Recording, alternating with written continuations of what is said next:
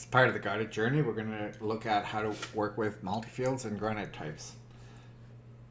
So here's our component that's a multi-field. So we click the wrench icon, it's going to open up our dialog. We can see that we have our standard granite types in here. So we have our text field, our pathfinder, our start date, checkbox, and then our drop down.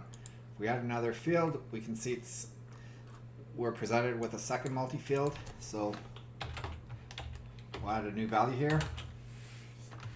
Product Y, we'll add a new path.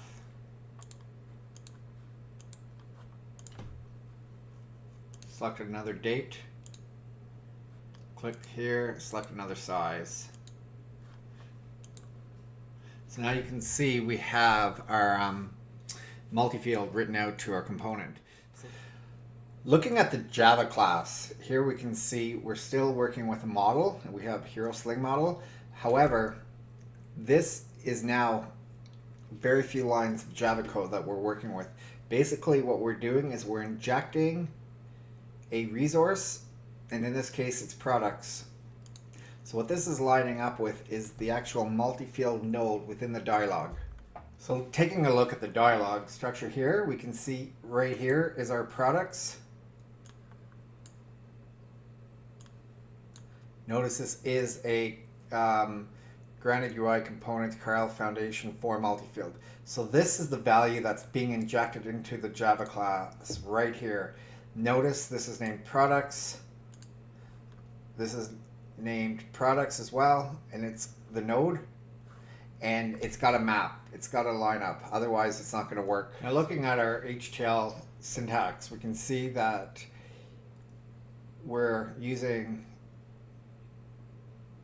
data slide use multi-items, and then we're pointing to our sling model class, fully qualified name. So this value here is lining up with the value we have in Java. So notice here is COM, AM, Summit, Core Models, Hero Sling Model. Here's where it's interesting. So this is what you need to do when you're working with multi-fields and granite types. So here we have multi-items, products. This is what we injected using the Java code, and then list children. And now it's going to loop through for every multi-field there is in the dialog.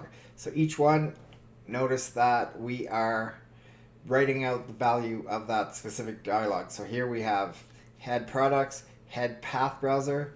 Notice we're using a date. Also notice, because it's a date picker, we have special HTML syntax right here. So it's going to write out the value of the date in a specific format. And then we have head size and then head show, which of course lines up with our checkbox. So you can see all of these are now lining up with the values that we have under the these various nodes in the dialog.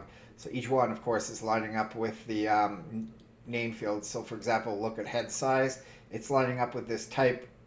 The name is size.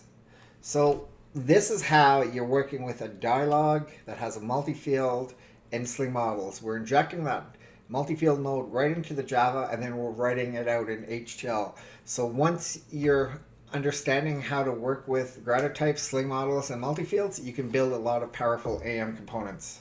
The final thing we're going to look at is how the multi-field data is stored. So we're looking at the page here, Lab 2018, English. We see under the paragraph system, we have our first component. Under this is products. And then under products, we have item 0, item 1. This is the actual multi-field data. If we open up, click on each one, you can see the properties here correspond to the values of the field. So here we see show, size, product, start date, and then path browser. Once again, we click on item 1. This is the second multi-field.